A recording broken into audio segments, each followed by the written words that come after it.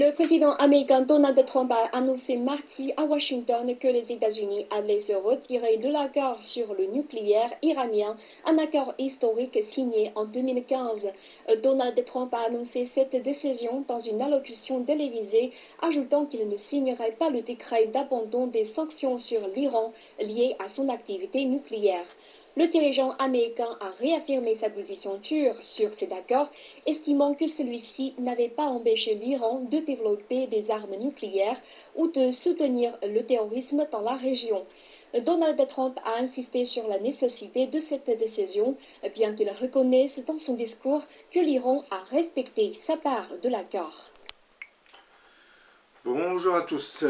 Comme nous le savons, depuis le début du déclenchement de la guerre civile en Syrie, les autorités iraniennes avaient décidé dès le début d'apporter leur soutien militaire au régime alaouite sanguinaire de Bachar al-Assad. Les alaouites étant une branche du chiisme, on comprend pourquoi l'Iran, qui est chiite elle-même, a décidé de les soutenir.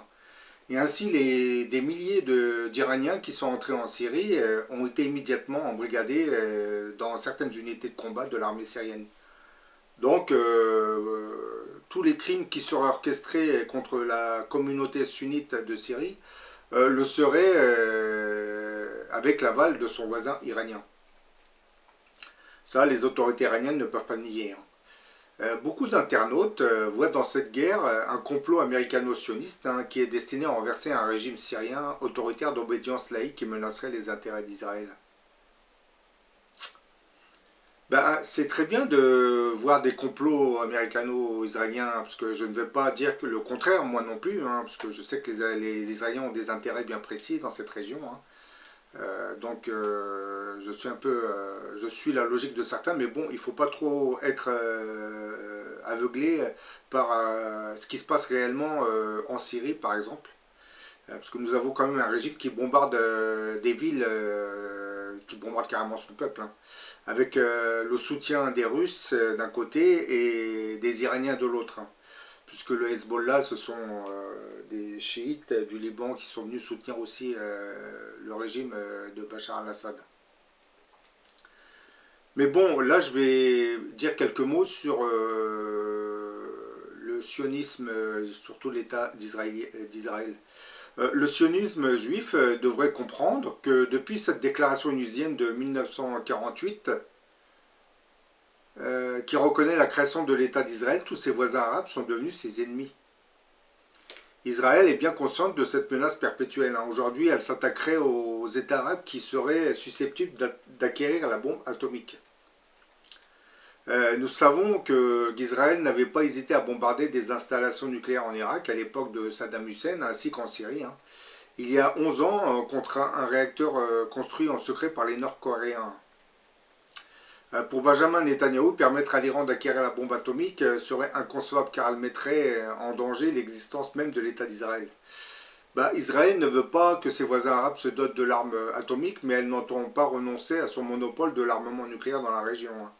Elle n'ose même pas reconnaître officiellement l'existence de cet arsenal nucléaire qui comprendrait, selon les experts, plus d'une centaine de bombes atomiques produites par le réacteur de Dimona dans le sud du pays.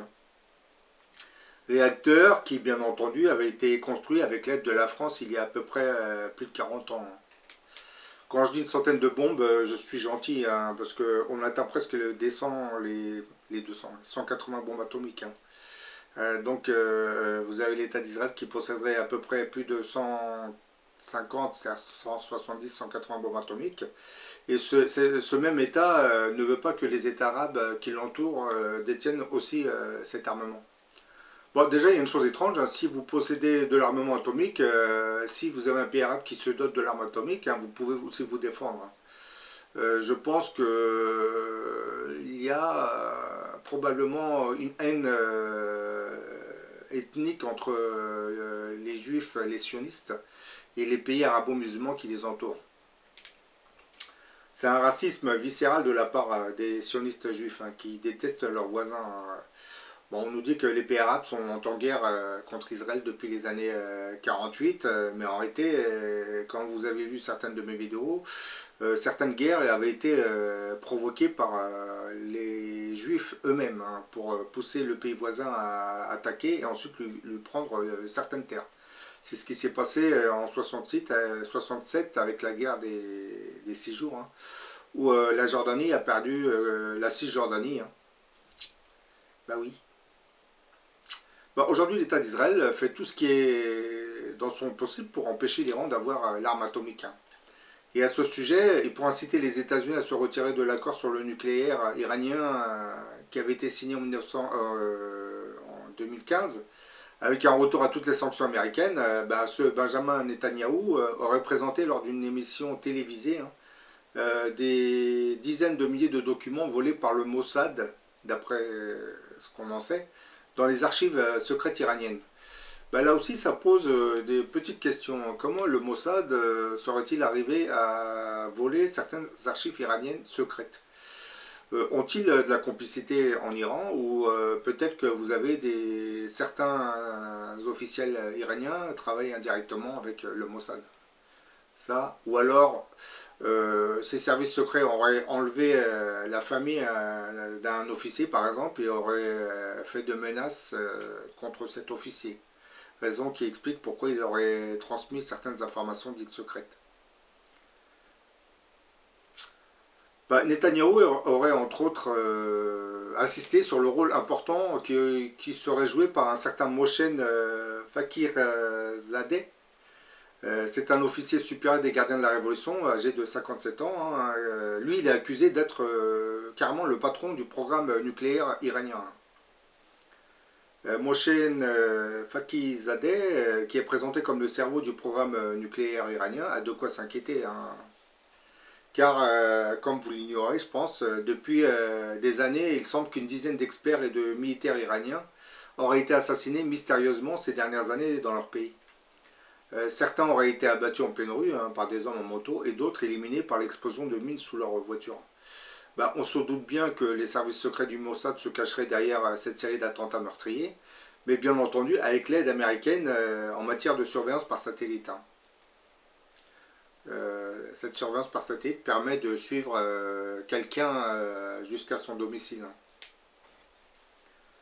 Ce show télévisé dans lequel Benjamin Netanyahou a présenté ses fameuses preuves aurait incité mardi 13 mai 2018 Donald Trump à retirer les États-Unis de l'accord conclu en 2015 sur le nucléaire iranien entre Téhéran et les grandes puissances. Ben là, on voit bien l'influence du lobbying juif sur la puissance américaine, hein, puisque sans ce show télévisé, je pense que Donald Trump n'aurait pas retiré cet accord. C'est-à-dire n'aurait pas mis un terme à cet accord conclu en 2015 avec l'Iran. Mais bon, ça, c'est notre vision j'allais dire géostratégique, mais probablement qu'en soutenant aveuglément le régime despotique syrien, l'Iran aurait attiré vers elle un châtiment divin. Peut-être que cette volonté de vouloir se doter de l'arme nucléaire les conduira à leur destruction, du moins à la destruction du régime iranien. Je ne sais pas, là, dans le futur.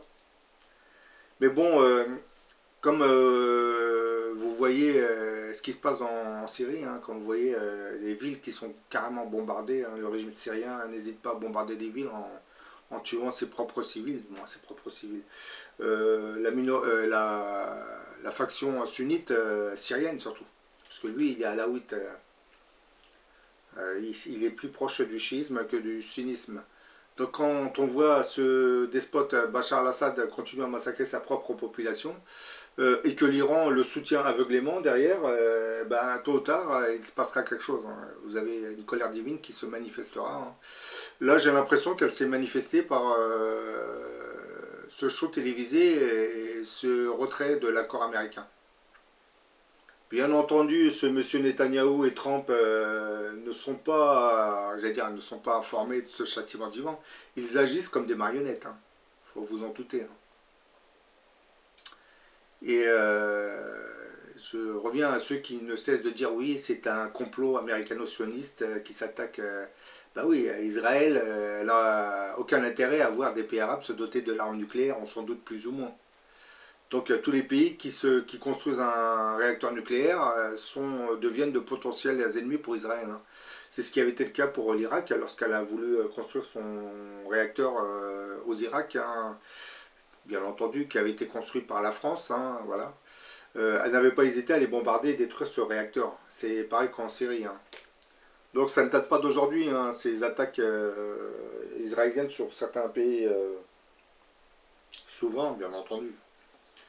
Mais bon, je dirais à ceux qui parlent de complotisme, il faut bien regarder ce qui se passe réellement en Syrie, hein. Parce que vous êtes en train de dire, oui, il y a un complot américano-sioniste, mais bon, pendant ce temps, vous avez le régime de Bachar al-Assad continue de massacrer sa propre population. Et aujourd'hui, on nous dit que les Américains, comme l'Europe, combattraient le régime de Bachar al-Assad. Oui, à une époque, officiellement, on voulait se débarrasser de ce régime. Mais aujourd'hui, à cause de l'arrivée de Daesh et de tous ces groupuscules islamistes, eh ben, la communauté internationale, c'est-à-dire les États-Unis et l'Europe, ont commencé à modifier leur politique en Syrie. C'est-à-dire, officiellement, on combat le régime de Bachar al-Assad, mais officieusement, on le soutient indirectement. C'est-à-dire, la coalition a tendance à les bombarder, les positions prises par Daesh. Donc en détruisant ces poches de résistance islamistes, on permet indirectement au régime de Bachar al-Assad de gagner du terrain. Et de l'autre côté, vous avez la coalition qui soutient la Syrie, c'est-à-dire l'Iran et la Russie. Eux, ils s'attaquent à tout ce qui est opposant au régime de Bachar. Donc lorsque ces deux coalitions, la coalition occidentale et la coalition russe, mènent une guerre en Syrie, en réalité, les deux coalitions combattent le même ennemi. Parce qu'officiellement, en France, on nous dit qu'on est en guerre contre le régime de Bachar, mais officieusement, en réalité, on le soutient. D'ailleurs, quand vous voyez comment sont traités ceux qui vont faire leur djihad en Syrie, je parle des jeunes délinquants, du moins. Pas tous, hein, ils ne sont pas tous délinquants, je parle de tous ces jeunes qui sont embrigadés, qui vont combattre en Syrie.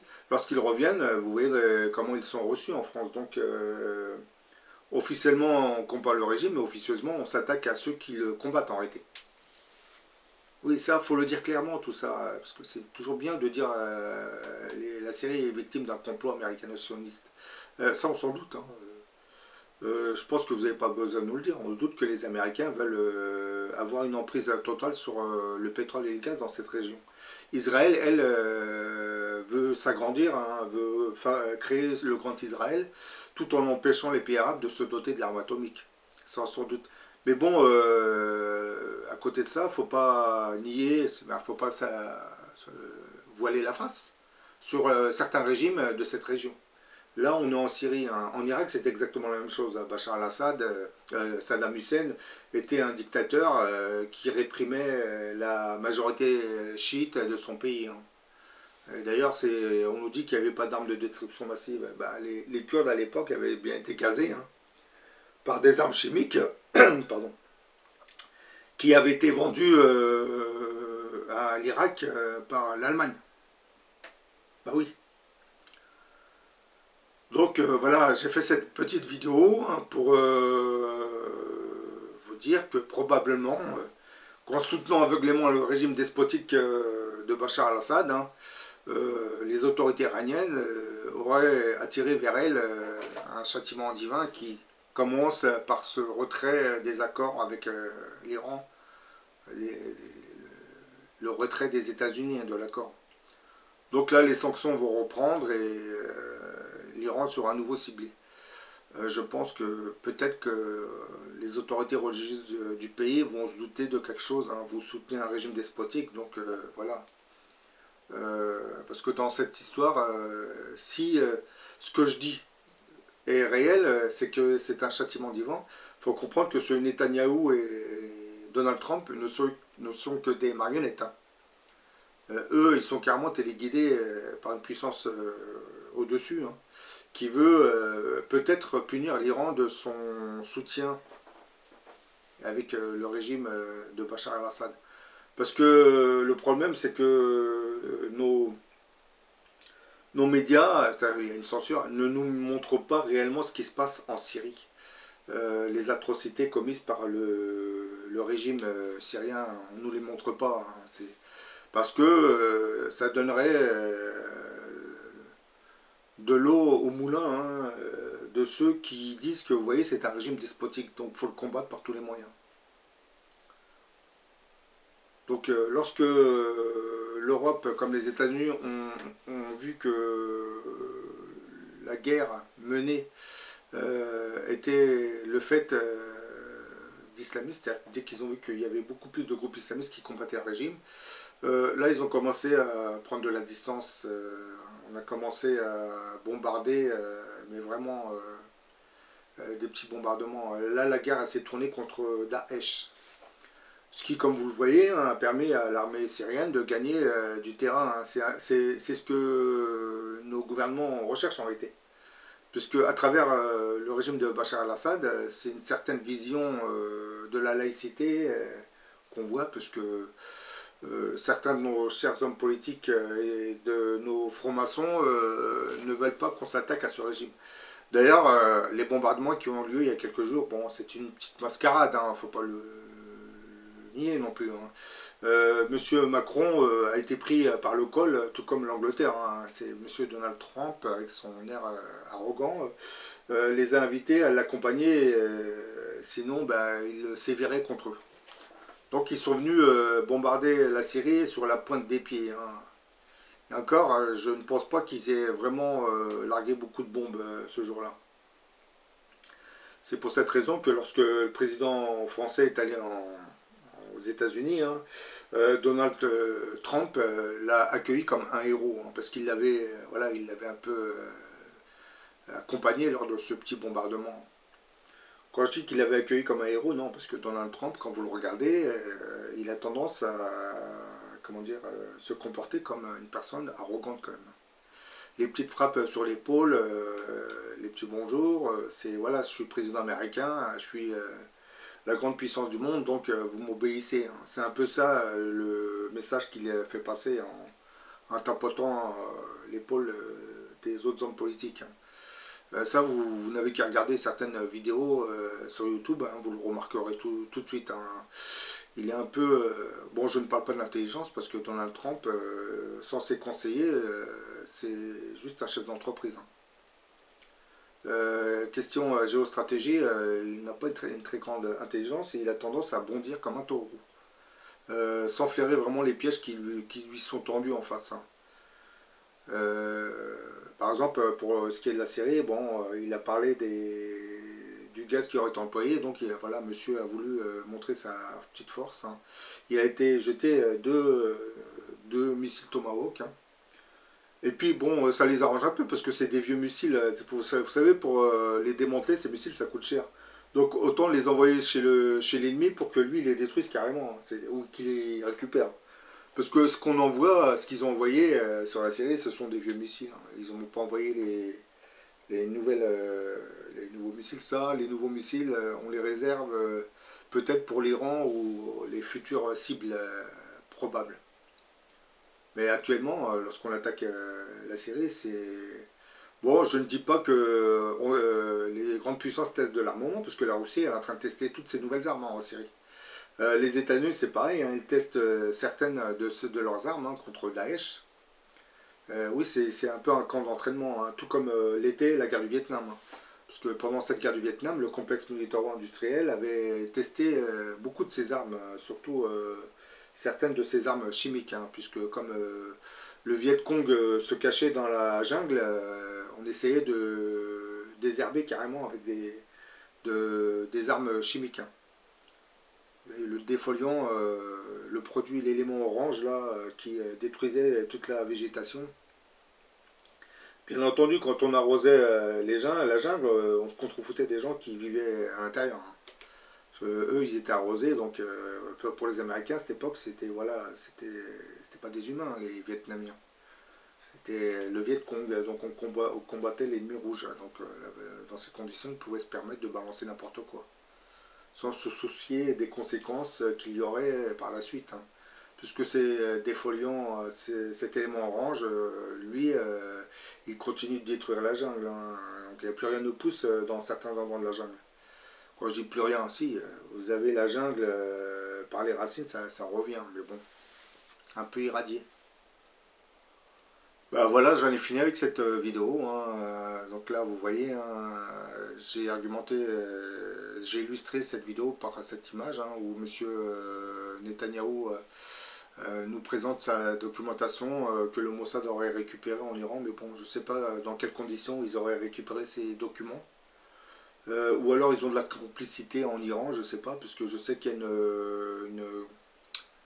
une minorité juive qui habite ce pays, ou peut-être que, comme je l'ai dit tout à l'heure, c'est qu'une hypothèse, peut-être que certains officiels, la famille de certains officiels aurait été enlevée par certains membres du Mossad, et on aurait dit aux responsables, du moins cet officier, que s'ils ne ramenaient pas certains documents, ils exécutaient leurs femmes et leurs enfants. Certains vont me dire, oui, bon, là, c'est un peu poussé loin. Bah, vous savez même pas ce que le Mossad fait. Vous savez, le Mossad, quand il place un explosif sur une voiture pour tuer un ennemi, dans le temps, c'était le FPLP et tout ça, là, bah, vous savez, quelquefois, il peut y avoir une femme et des enfants qui montent dans la voiture. Hein. Si l'explosion est programmée, ben, ils ne vont pas avoir d'émotion. Hein. Leur but nécessaire, c'est de tuer la personne. Donc, les dommages collatéraux, ils s'en contrefoutent un peu. Parce que quand on parle des services secrets, on nous parle de services secrets qui sont aux ordres du gouvernement. C'est exact. Mais que ce soit aux États-Unis, en France ou en Israël, vous savez, les services secrets obéissent à leur gouvernement, mais bon, leur gouvernement n'est pas un ange. Hein. Les gouvernements ont des intérêts bien précis, donc s'il y a des ennemis à détruire, ben, ils les détruisent. Par exemple, les services secrets français en Afrique s'arrangent pour que tous les dictateurs soient au service de la métropole. Ceux qui s'en éloignent, eh ben, vous avez les services secrets qui vont aller dans ces pays pour contacter des généraux afin d'attiser une révolte, pour renverser ce dictateur. Les États-Unis font la même chose avec les pays de l'Amérique latine. Hein. Leurs services secrets, leur CIA, vont soutenir des régimes qui combattent le communisme. Hein. Bah oui, sans doute. Alors que du côté israélien, eux, c'est pire. C'est le Mossad, lui, il va carrément exécuter des gens. Eux, ils exécutent leurs ennemis, hein, mais ça ne date pas d'aujourd'hui, ça date depuis les années 50, hein. Ça s'est accéléré après les années 70. Oui, ce ne sont pas des saints, nos services secrets, il ne faut pas l'oublier, bien qu'on les paye avec nos impôts, ils agissent pour les intérêts des oligarchies en réalité, hein. Ils n'agissent pas pour les intérêts des peuples, hein, surtout en France. Bon, en Israël, ils agissent pour le bien de la nation israélienne, d'après ce qu'ils disent, hein, surtout pour les intérêts. Mais bon. Mais même s'ils agissent de cette sorte, pour moi, ce sont des attaques terroristes. Hein. Sauf qu'elles sont cachées. Hein. Alors qu'en France, comme aux États-Unis, lorsque Daesh fait un attentat, bah là, c'est surmédiatisé. Hein. Par contre, les attentats qui sont orchestrés par nos services secrets, eux, ils sont faits dans l'ombre. Vous ne les voyez pas, mais par contre, ils agissent dans l'ombre. Lorsque vous avez un dictateur ou un président qui commence à avoir des difficultés dans son pays, hein, bah, faut vous dire qu'il y a des services secrets qui se cacheraient derrière. Surtout pour les États-Unis, hein, la CIA. Bon, certains vont me dire, bah, c'est ce qui se passe en Syrie. Oui, mais la Syrie, c'est un problème beaucoup plus vaste en réalité. Hein. Vous avez... et d'ailleurs, moi, je ne veux pas pleurer la chute des régimes despotiques. Hein. Vous en doutez, hein, ce sont des régimes despotiques. Hein. Du Maroc jusqu'en Afghanistan, vous n'avez pas des régimes qui veulent le bien de leur peuple. Hein. C'est comme certains pays, comme la Syrie, l'Irak, l'Algérie, l'Égypte. Hein. Lorsqu'ils achètent de l'armement à la Russie, c'est pas pour faire la guerre à Israël, hein, vous savez, hein, c'est pour s'attaquer à leur propre peuple lorsqu'ils se révoltent. Hein. C'est pour ça quand je vois que le Maroc se dote de blindés, l'Algérie se dote de blindés, je dirais aux Marocains, aux Algériens, à votre place, je n'applaudirais pas, parce que cet armement n'est pas vraiment destiné pour attaquer un voisin qui pourrait les détruire. Par exemple, les blindés, si vous êtes en guerre contre les États-Unis, ça ne vous sert à rien. Le blindé lâché au milieu, ben, ils seront tous détruits par les missiles envoyés par les avions. Donc, on vend des blindés à des pays en leur expliquant que voilà, c'est du matériel très très efficace. Hein. Mais en cas de guerre, par exemple, contre les États-Unis ou la France, 90% de ces blindés seront détruits, hein, puisque vous savez, un blindé ne peut pas se cacher dans une forêt. C'est il peut se cacher dans une forêt, mais bon, dans les pays de l'Afrique du Nord, des forêts, il n'y en a pas beaucoup, mais bon, vous en avez, mais bon, pas tant que ça. Hein. C'est-à-dire en Algérie ici, ils ont fait une barrière pour freiner l'avancée du désert. Jusqu'à aujourd'hui, je ne sais pas, elle fait combien de kilomètres d'épaisseur cette forêt. Non, mais je reviens à ces blindés. Ces blindés, en cas de conflit avec les États-Unis, regardez l'Irak. L'Irak, ses blindés ont été systématiquement détruits par les avions des Alliés. Parce qu'on vend de l'armement, on vend des blindés, mais on ne dit pas à ces peuples que vos blindés, regardez, ils ne servent plus à rien. Hein. À la rigueur, si vous faites des guerres entre vous, entre pays voisins qui possèdent le même armement, oui, là, ça va. Mais si ces pays commencent à se doter aussi de missiles, ben, logiquement, ces blindés ne serviront plus à grand chose. Hein. Donc les gens ils arrêteront d'en acheter, ils vont acheter des armes beaucoup plus sophistiquées. Parce que la guerre commence à se passer dans le ciel maintenant avec tous ces missiles. Hein. Bon, j'en ai fini avec cette vidéo, hein. Je vous dis à la prochaine pour une autre.